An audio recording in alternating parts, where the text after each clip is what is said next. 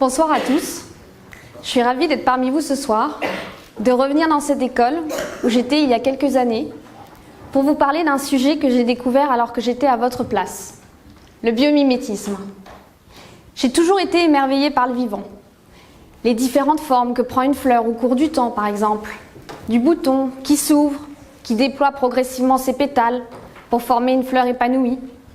Et ça m'a d'ailleurs inspirée pour mon projet d'art plastique du bac. Voici un extrait de ce travail. À partir du modèle naturel du coquelicot, par exemple, à différents stades de développement, j'ai reproduit à l'aquarelle ces changements de forme. Mais il n'y a pas seulement les formes qui m'interpellent dans le vivant, les couleurs aussi. Du jaune brillant des pétales de Fickaire, le bleu iridescent des fruits de Pollia condensata, ou alors les couleurs métalliques de certains insectes.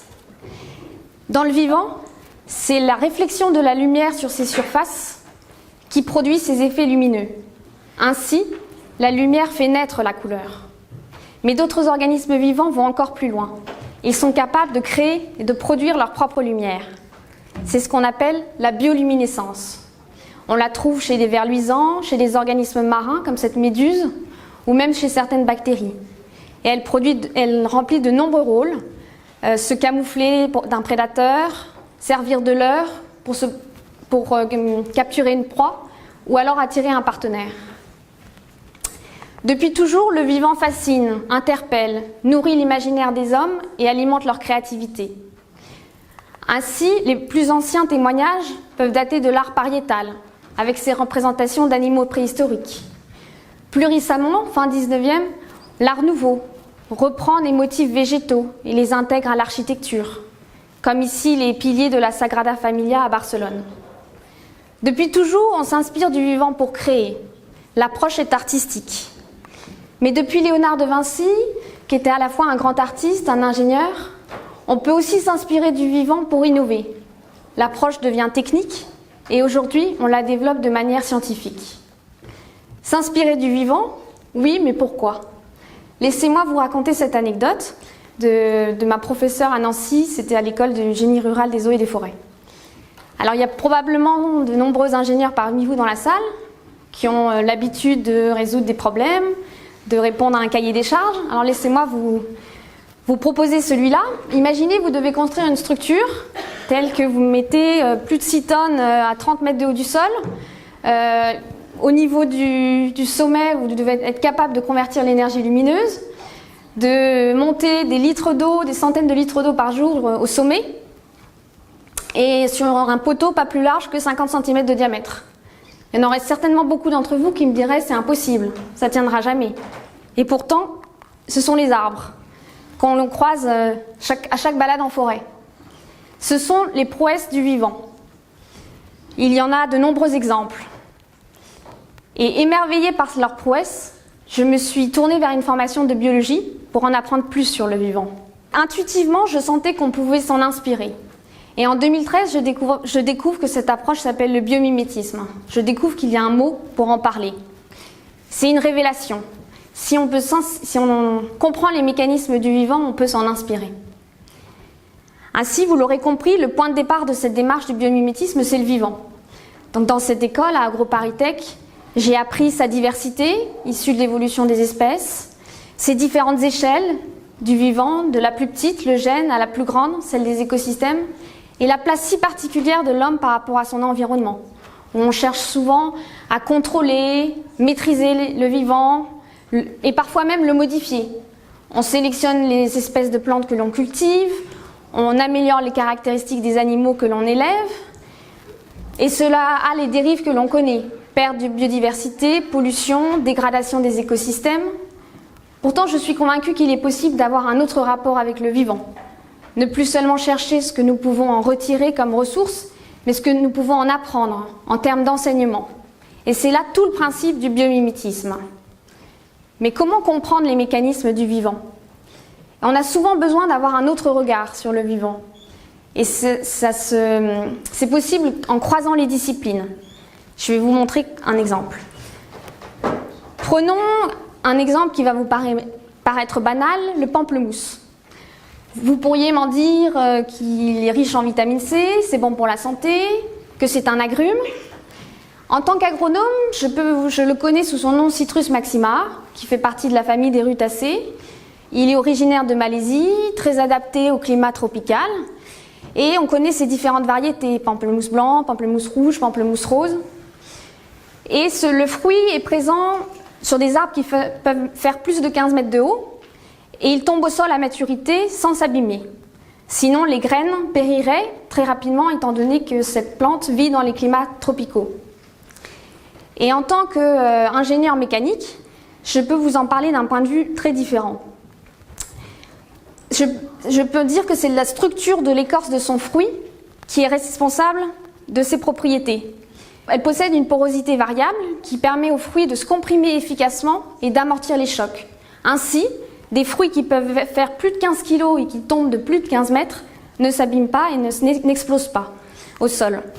Et en tant que biomiméticien, cela m'inspire pour développer de nouveaux casques, de motos par exemple, qui permettent de mieux amortir les chocs.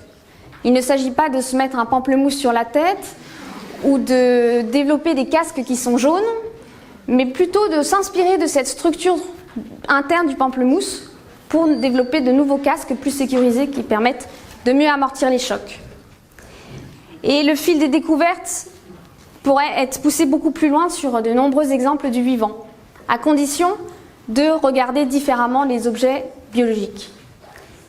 Cette approche interdisciplinaire, je l'ai découverte au sein du réseau allemand de biomimétisme, Biocon, à la rencontre de ceux qui étudient le vivant à l'Institut botanique de Dresde et ceux qui s'en inspirent à l'Institut technologique de Karlsruhe. Et j'ai rejoint l'homologue français, le CBIOS, pour développer cette approche en France, pour créer ces liens entre la recherche du monde vivant et les applications possibles, les applications technologiques. Parce que ce lien, vous comprenez bien qu'il n'est pas facile à faire. Qui aurait pensé qu'un pamplemousse permette de sauver des vies? Donc on facilite ce lien entre les entreprises et les laboratoires et la recherche sur le monde vivant. On développe également la formation pour intégrer de biomimétisme dans des cursus. Par exemple, faire du vivant un nouvel objet d'étude pour des étudiants en mécanique ou en sciences des matériaux. Et inversement, pour des étudiants biologistes ou ingénieurs agronomes, comment leur faire prendre conscience de leurs connaissances qui peuvent être revisitées sous l'angle du biomimétisme et de son potentiel infini pour répondre à des grands enjeux. Dans le biomimétisme, on peut s'inspirer des formes, se déplacer comme une anguille, des matériaux, résister comme la nacre, ou des procédés, capter de l'énergie comme une feuille. Aujourd'hui, je travaille sur les matériaux. Les matériaux sont partout autour de nous, le tissu de nos habits, le plastique de nos emballages, les murs de cet amphi, et ils sont devenus un des principaux contributeurs des gros impacts écologiques. Vous avez certainement tous entendu parler du 6e continent plastique qui flotte sur l'océan Pacifique. Les matériaux du vivant sont également partout. Le bois des arbres, les plumes des oiseaux, le cuir des animaux. Et pourtant, leur fabrication n'entraîne aucune pollution à long terme dans l'écosystème. Ils sont entièrement biodégradables. Et on peut s'en inspirer. Cette approche du biomimétisme doit se mettre au service de grands enjeux. Pollution, dégradation des écosystèmes, besoins énergétiques. Prenons par exemple ces besoins énergétiques. Nos procédés consomment toujours plus d'énergie pour fabriquer des matériaux. Historiquement, nos ancêtres utilisaient les matériaux qu'ils ramassaient directement dans leur environnement. La pierre, le bois, les os. Et progressivement, avec la découverte du feu, il y a une révolution dans la science des matériaux. Les hommes sont alors capables de chauffer les minerais, par exemple, pour fabriquer du métal, de transformer la matière pour fabriquer de nouveaux matériaux. Et avec la maîtrise de la température, on chauffe toujours plus haut. 1000 degrés pour fabriquer du fer, 1400 pour du verre, et plus de 2000 degrés pour nos ordinateurs. Mais jusqu'où ? Le vivant peut nous proposer de nouvelles manières de fabriquer nos matériaux en consommant moins d'énergie. Prenons cet exemple-là, une dentelle de verre, fabriquée par une éponge marine qui vit au fond de l'océan. Elle produit ce verre dans l'eau, dans les conditions douces de température, et à partir de composés dissous qu'elles trouvent directement sur place. Les chercheurs s'en inspirent pour développer de nouvelles manières de fabriquer du verre. Ça existe déjà. C'est ce qu'on appelle le grand domaine de la chimie douce. Et c'est une révolution dans la manière de produire nos matériaux aujourd'hui. Un autre domaine, c'est celui de la question des déchets. On a sans cesse de nouvelles molécules de synthèse qui bien souvent ne sont pas biodégradables. Le biomimétisme peut nous permettre de résoudre ce souci-là. On a à disposition dans l'industrie plus de 80 000 matériaux différents qui répondent à des propriétés très variées. Vous les trouvez dans un catalogue et si vous avez besoin de matériaux très rigides pour faire un mur, vous allez choisir un matériau donné. D'un matériau souple pour une voile d'un bateau, ce sera des matériaux différents.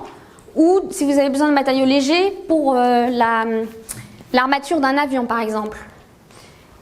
À chaque nouveau besoin, les chimistes et les physiciens créent de nouveaux matériaux, des nouvelles molécules qui bien souvent ne sont pas biodégradables, qui n'existent pas à l'état naturel. Et cela cause les déchets que l'on connaît. Le vivant peut nous enseigner comment, en utilisant des composés naturels présents dans l'environnement, on peut générer une très grande diversité de matériaux. Prenons l'exemple de la chitine.